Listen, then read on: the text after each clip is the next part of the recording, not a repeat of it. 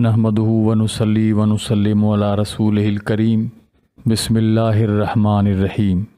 सामईन, बदगुमानी ये एक ऐसी बुरी चीज़ है जो रिश्तों, नातों, वास्ते, ताल्लुकात इन सब को तबाह कर देती है और ये एक बहुत बड़ी रूहानी बीमारी है। इमाम गज़ाली रहमतुल्लाहि तआला अलैह ने इसे रूहानी बीमारियों में शुमार किया है और अल्लाह तबारक व तआला ने भी फरमाया है कि या अय्युहल्लज़ीना आमनु इज्तनिबू कसीरम मिनज़्ज़न इन्न बअदज़्ज़न्नि इस्म। ईमान वालो, ये हर जो बदगुमानी करते हो इससे बचो।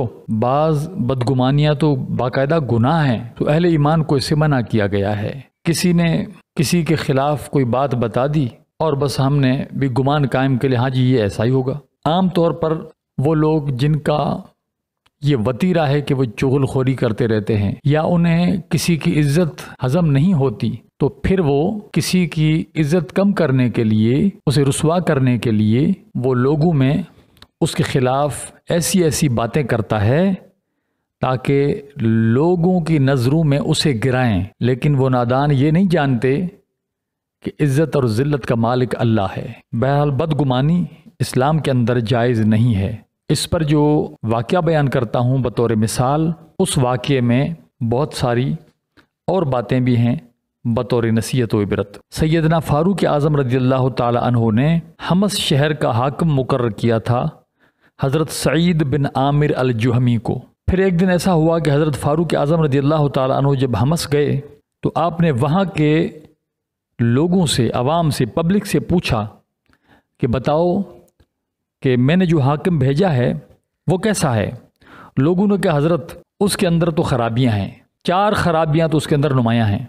पहली ख़राबी उसके अंदर तो ये है कि वो सुबह को सवेर नहीं आता ड्यूटी पर, दफ्तर में देर से आता है। दूसरी ख़राबी तो ये है कि हम उसे अगर कोई दावत देते हैं रात की, वो दावत कबूल ही नहीं करते। तीसरी ख़राबी उसके अंदर ये है कि वो महीने में एक दिन वो दफ्तर सिरे से नहीं आते, उस दिन वो छुट्टी करते हैं। और चौथी ख़राबी उसके अंदर वो ये है कि इसको दौरा भी पड़ता है, ये कभी कभी बेहोश हो जाता है। ये 4 ख़राबियाँ हैं इसके अंदर। सैयदना फ़ारूक आज़म रज़ियल्लाहु ताला अन्हु अमीरुल मोमिनीन हैं और आपकी हुकूमत भी वो है कि अल्लामा इकबाल ने कहा कि एक हूँ मुस्लिम हरम की पासबानी के लिए, नील के साहिल से लेकर ता बखा के काशगर। यानी अरब पूरा और अजम, वो नील से लेकर के चीन के सूबे काशगर तक सैयदना फ़ारूक आज़म रज़ियल्लाहु ताला अन्हु की सल्तनत थी। ऐसे अजीम शान आप हाकिम थे। ये 4 ख़राबियाँ जब आपको बताई गईं तब आपने हज़रत सईद बिन आमिर को बुलाया। वो भी पहुँचे नहीं थे, तब हज़रत उमर फ़ारूक रज़ियल्लाहु ताला अन्हु ने दुआ की अल्लाह की बारगाह में कि ए मेरे अल्लाह, सईद बिन आमिर के बारे में जो मैंने गुमान कायम किया है, ए मेरे अल्लाह उसे गलत साबित न करना। यानी आपने ये बातें सुन करके उसके बारे में नेक गुमान किया। फिर अल्लाह से दुआ भी की कि अल्लाह मेरे गुमान को गलत साबित न करना। इसमें तमाम हुक्मरानों के लिए भी इबरत है। उन्हें लोग जो बातें बताते हैं बजाय तहकीक करने के, तस्दीक करने के, वो उन्हीं बातों पर लग जाते हैं और बदगुमानी कर लेते हैं।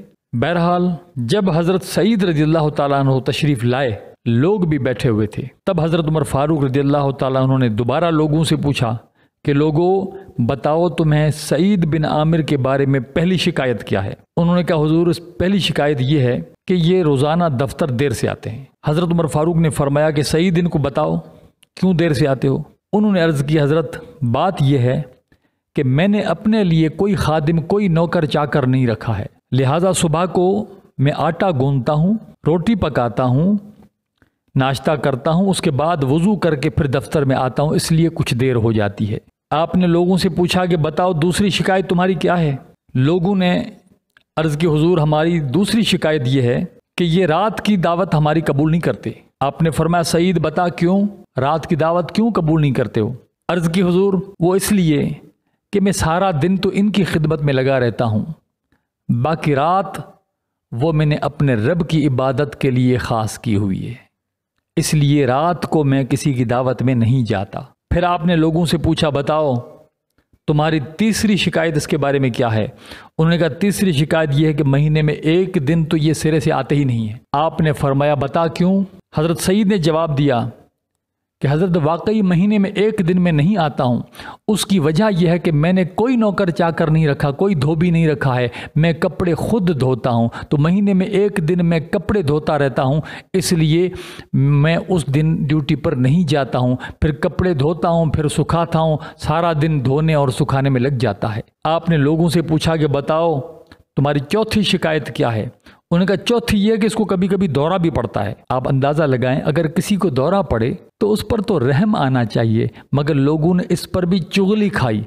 مگر قربان جاؤں، امیر المومنین پر حاکم ہو تو ایسا حاکم ہو، بجائے بدگمانی کے آپ نے اس سے پوچھا، اس کو صفائی کا موقع دیا، فرمایا کہ بتا سعید، یہ جو کہہ رہے ہیں کہ کبھی کبھی تم کو دورہ پڑتا ہے؟ انہوں نے کہا جی ہاں۔ انہوں نے کہا جی ہاں مجھے کبھی کبھی دورہ پڑتا ہے، مگر اس کی وجہ یہ ہے کہ حضرت خبیب رضی اللہ تعالی عنہ، یہ حضور کے جلیل القدر صحابی ہیں، حضرت خبیب رضی اللہ تعالی عنہ کو مکہ والوں نے جب پھانسی دی تھی، میں اس روز مکہ میں ہی تھا۔ قریش نے ان کے گوشت کے پرزے اڑا دیے، انہیں لکڑی کے دار پر کھڑا کیا، لکڑی پر کھڑا کیا، اور پھر ان سے پوچھا کہ خبیب اتحب ان محمدن مکانک، خبیب کیا سوچتا ہے اس وقت، کیا خیال ہے جہاں تم اس وقت کھڑے ہو، کیا تم اس بات کو پسند کرتے ہو کہ آج تیری جگہ پر محمد صلی اللہ علیہ وسلم ہوتے؟ یہ ان سے پوچھا۔ جب ان سے پوچھا تب وہ غضبناک ہوئے اور انہوں نے کہا ارے تم تو پھانسی کی بات کرتے ہو، خدا کی قسم مجھے تو یہ بات بھی گوارا نہیں ہے کہ میرے محبوب صلی اللہ علیہ وسلم کے پاؤں میں ذرا سا کانٹا بھی چھبے۔ حضرت سعید نے عرض کیا کہ حضور میں اس وقت وہاں پر موجود تھا، حضرت خبیب رضی اللہ تعالیٰ عنہ کو ذہنی طور پر ایسی گستاخانہ باتیں کہہ کر کے وہ اذیت پہنچا رہے تھے، تیروں کے اور نیزوں کے کچوکے دیے جا رہے تھے، اس کے گوشت کے چھیتڑے اڑائے جا رہے تھے، مگر اس وقت اس مرد مجاہد نے ایک نعرہ لگایا کہ یا محمد صلی اللہ علیہ وسلم۔ جب بھی وہ دن مجھے یاد آتا ہے وہ منظر میری آنکھوں کے سامنے پھرنے لگتا ہے، اور میں یہ خیال کرتا ہوں کہ اس دن اس مظلوم اور اس شہید حق کی میں نے کوئی مدد نہ کی، کیونکہ میں اس وقت مشرک تھا، کافر تھا، اس لیے میں نے اس کی کوئی مدد نہ کی۔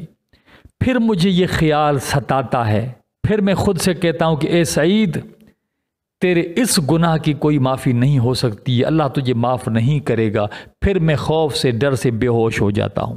جب انہوں نے یہ باتیں کی تب سیدنا فاروق اعظم رضی اللہ تعالی عنہ نے اس طرح سے اللہ کی حمد کی کہ الحمدللہ الذی لم یفیل فراستی، سب تعریفیں اللہ تعالیٰ کے لیے جس نے میری فراست کو، میری دل کی نگاہ کو، نور بصیرت کو اللہ نے ناکام نہیں کیا۔ جو میں نے گمان کیا تھا اچھا، سو واقعی سعید اچھے ہی نکلے ہیں۔ سامعین، یہ تھے حکمران، یہ وہ حکمران تھے جن کی ہیبت سے ایوان کفر میں لرزہ طاری تھا، جن کی شیر دلی اور فلک شگاف نعرے تکبیر سے دنیا کے سپر پاور قیصر و کسریٰ کے بھی دل دہل جاتے تھے۔ عاشقان او ز خوباں خوب تر، خوش ترو زیبا ترو محبوب تر، وما علینا الا البلاغ المبین۔